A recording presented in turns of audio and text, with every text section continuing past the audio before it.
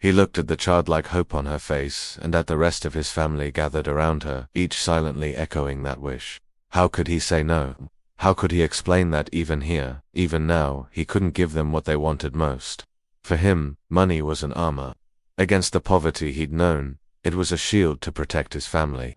And now it had become an idol to worship. He looked away, unable to meet their gazes. What had all this cost him? How much of his life had been spent chasing shadows? Was this what success tasted like? Regret. When they finally got what they'd asked for, he was too tired to play, too worn out to read bedtime stories or tuck them in. He just held them close and whispered apologies into their hair. Years rolled by. The children grew up. Neil aged, too. His movements were slower now, the lines on his face deeper. The beach house became their regular home. He'd promised his wife to give her the world, and now he had. But what did they have in common now?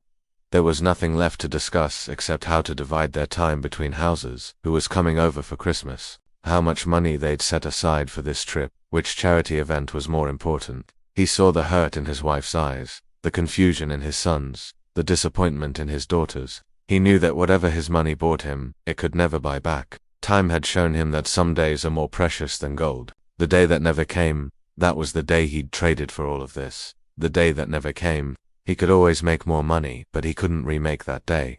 A man named Neil lived two lives. One was in a towering high-rise apartment overlooking the city. The other was in a cozy beach house 3 hours away. It was a smaller space with peeling paint and mismatched furniture, but it held a lifetime of laughter and love.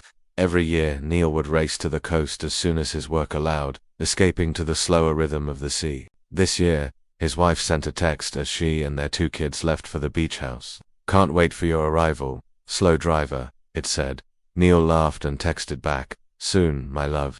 I'm finishing up a big project, but I'll be there tomorrow for lunch. Can't wait." He meant it. Tomorrow was his deadline, but it was also his day to unwind, to shed his tailored suit for a pair of worn swimming trunks, to trade the weight of his briefcase for the lightness of a jump rope in hand. He stood with his suitcase half-sipped, his phone humming like a restless bee. He looked at her message again, the words blurring. Behind his eyelids, he could almost see her running toward the sea, their daughter with her hair like spun gold, and their son with his sunscreen smile. He felt something crack inside his chest, a deep, unsettling ache that had been ignored for too long. He took a deep breath. "Yes, darling," he said. "Tomorrow for sure. I'll join you for lunch and stay a few days. I need the break." The room seemed to brighten. His wife's shoulders lowered. His parents smiled at each other like people who had just heard good weather was coming. They left that night for the beach house. Neil stayed behind to wrap up a few things. He promised to drive down early the next day. He set an alarm, set a reminder, set an away message that almost sounded like a boundary. But morning came with news alerts that he didn't open. A meeting ran over time. A client called with one last concern. The clock moved from soon to later to not yet. While he told himself the ocean and his family would wait, he finally silenced his phone and grabbed his keys. On the coastal road, the sky looked strange heavy and hurried. Traffic thickened. Sirens braided through the wind. When he turned the final corner toward the house, his chest went cold. The sea was not where it belonged. Water had raced across the sand, the street, the steps. Houses had gaps where families should have been. People stood barefoot in disbelief, salt and grief on their faces.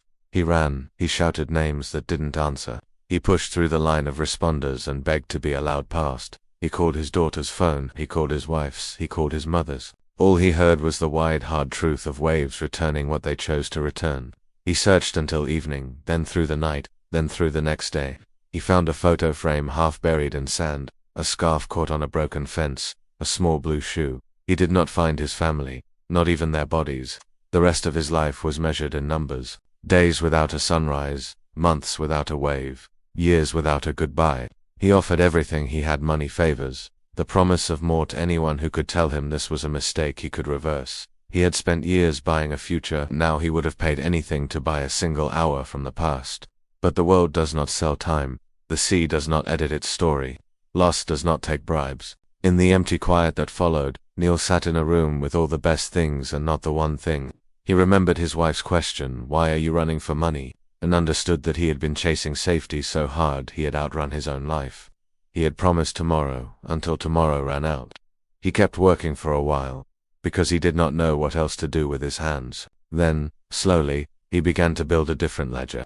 He funded coastal alarms and early warning systems. He created scholarships in his children's names. He took his parents' old letters and read them until the paper grew soft. He visited families who had lost everything and sat with them, saying the only honest thing, "I am here." None of this brought his family back. Nothing could. But it honored them in the only way left to him by turning the time he had into time that mattered.